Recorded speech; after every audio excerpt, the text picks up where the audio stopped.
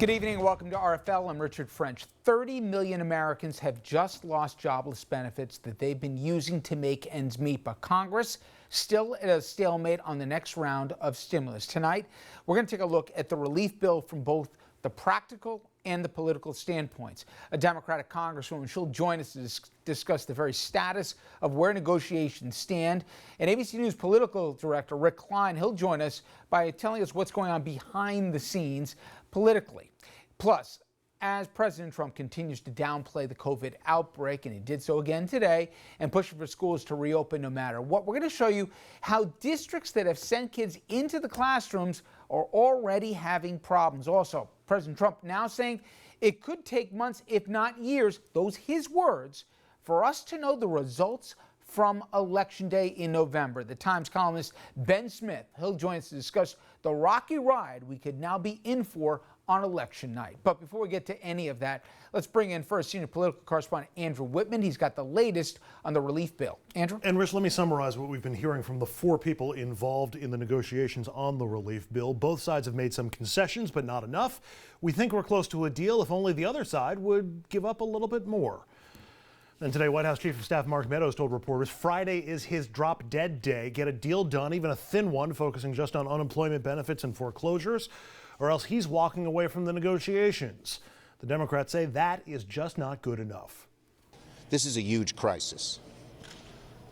Our caucuses will only support a bill that meets that crisis. To have a skinny little bill to say we'll just pick one or two things and do those and walk away from all the other responsibilities when we are in a deep recession, when we are in a major health crisis, is not living up to our obligations. Interestingly, the Postmaster General was part of today's negotiation session. Democrats had a lot of questions for Louis DeJoy, the Republican donor who was appointed Postmaster General. Reports of mail slowdown since his appointment, becoming part of the argument against voting by mail.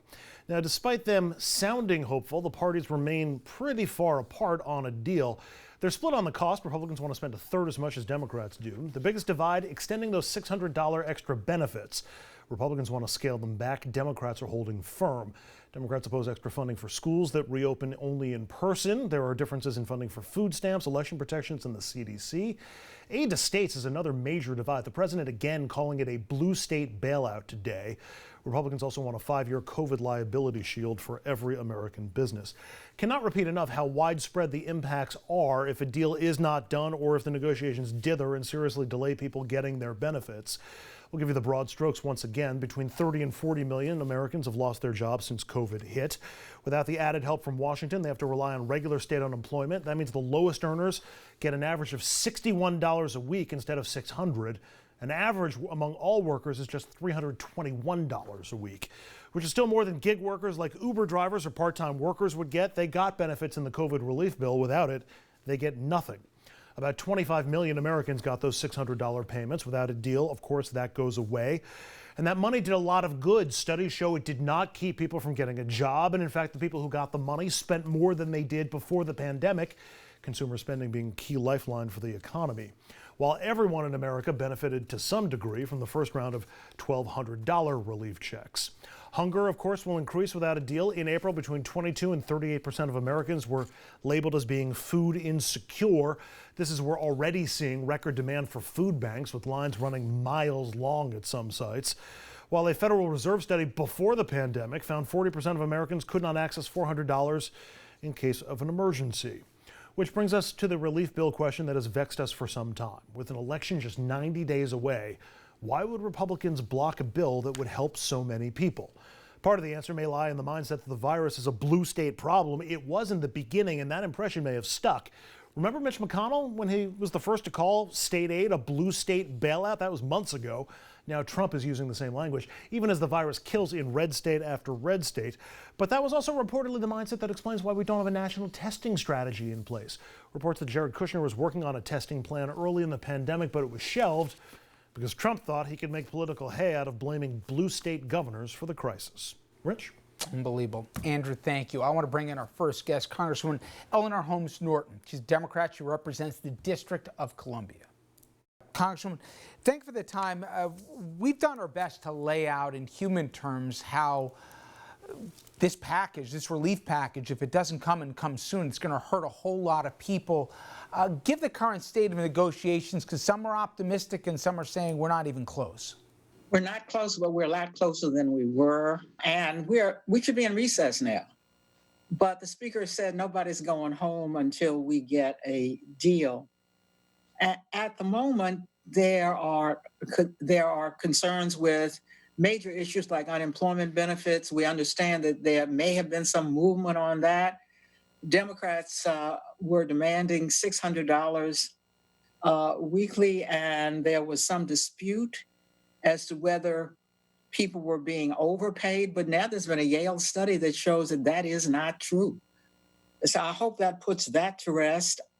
We are told that there's been an offer on the table of not $600 but $400 weekly. We have no information as to whether that is acceptable for either side. Remember how far away the sides are in the first place. We passed the HEROES Act, 10 weeks ago, for $3.4 trillion. We understand from McConnell that $1 trillion would be offered, but that is not the case because the Republicans have no offer on the table because they don't have an agreement on even a counter offer to our offer. Trump has been of no help. The latest that the most he has said is that he will take unilateral action, which is of course unconstitutional.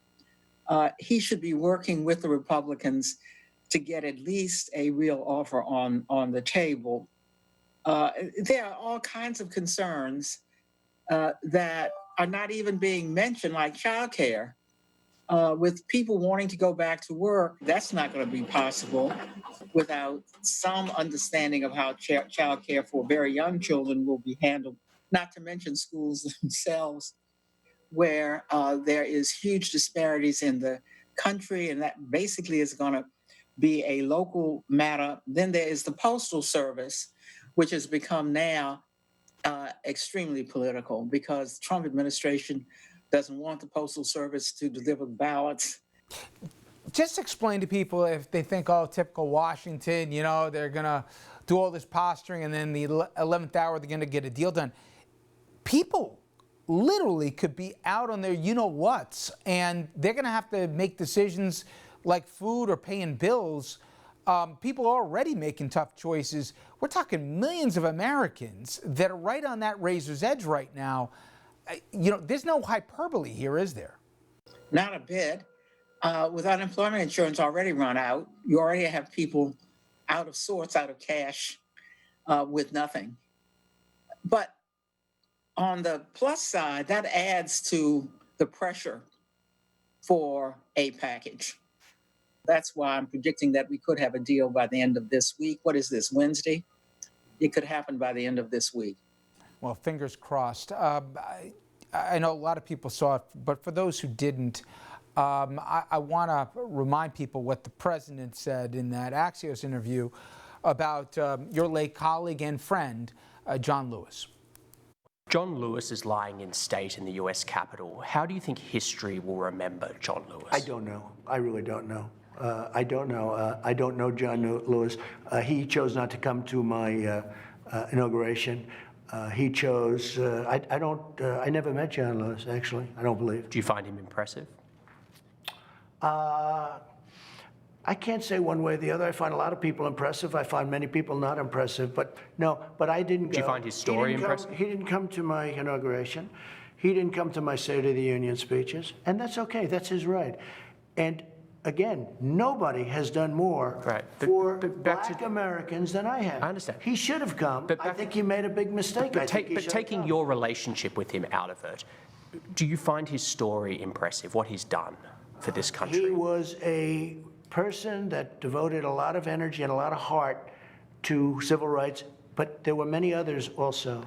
If you look at what I've done for colleges, for Black colleges and universities, I got them funding. Obama never did it. I did more for the Black community than anybody, with the possible exception of Abraham Lincoln, whether you like it or not. People say, "Oh, that's You interesting." really, you believe you did more than Lyndon Johnson, who passed the Civil I Rights think I Act? did, yeah. How? Because I How got criminal possibly did you justice do? reform done. I got prison reform. Lyndon Johnson. I've done things. Well.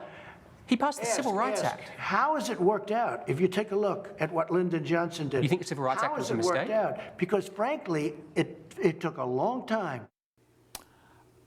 Before, and I don't want to mix the two because he deserves a lot more, but at least to be remembered the right way. But what the president said about not just your late colleague, but also what he said about his place in history, marginalizing even the Civil Rights Act. What was your reaction when you heard that? First of all, when it's true that John Lewis was not a fan of the president, but most men and women are big enough to say when somebody's dead and gone, to speak about them and not himself. You will notice that in that clip that you showed, and there was a very good interviewer there, he tried to bring it back to the subject at hand, but every time he tried to bring it back to the subject at hand, it was all about Trump. At some point, the answer to a question has got to be about the question and not about you. And now when he says, and I've done more for the Black community than anyone ever, and talks about Abraham Lincoln, let me tell you what that does. That angers Blacks. And it probably angers a lot of other people as well. I mentioned before, not only a colleague, but a friend. How do you remember John Lewis? And, I was struck because the president said he didn't go to his inauguration. Well, he didn't go to George Bush's either, but George Bush, he was not only there, but he spoke, I thought, very eloquently about the late congressman. How do you remember John Lewis? I don't remember him simply as a member of Congress. He was never chair of a committee. He was chair of a subcommittee. And he was very eloquent when he spoke in Congress. But I remember him as a colleague in the Student Nonviolent Coordinating Committee when we were both youngsters and were both in the South trying to get equal voting rights for all Americans. I think that's why you see people now calling for the final passage of a new Voting Rights Act. Voting Rights Act expired and has to be renewed in light of changed conditions. And the call is very appropriate for that Voting Rights Act to be named the John Lewis Voting Rights Act. I can think of no American who has done more for voting rights for all Americans than John Lewis.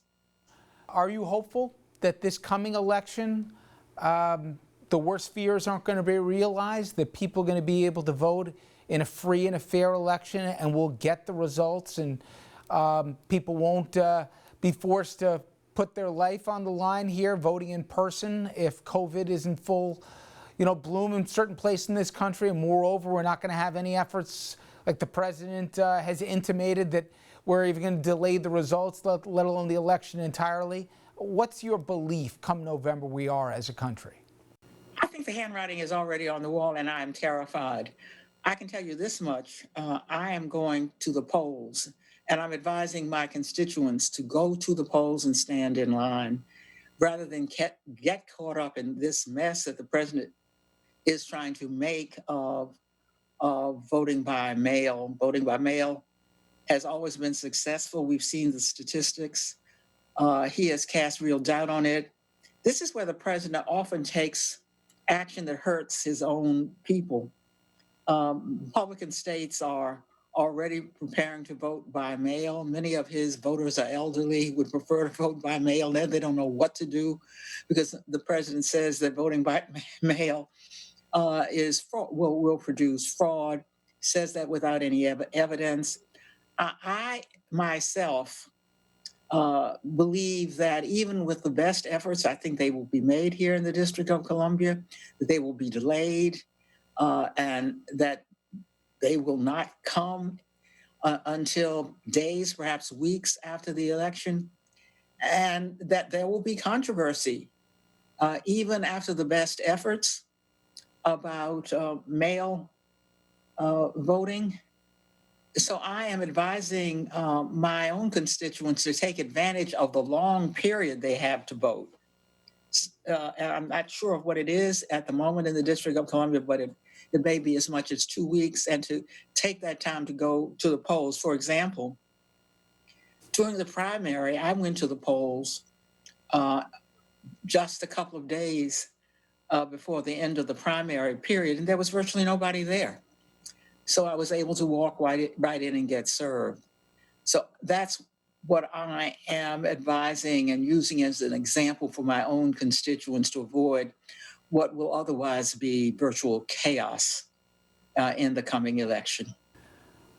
Amazing times we're living through right now, but Congressman, I appreciate you giving us some time of yours today. Thank you.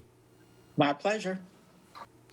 So you heard the Congresswoman. Elections. What should we expect? Well, my next guest after the break, Ben Smith from the Times, says we should rethink the election, with the president today saying it could be months, even years, before we know the returns, between him trying to shut off funding for the post office to process mail-in voting where it even will be allowed. What should we as Americans expect for November in our elections? We'll get into all that after this quick commercial break.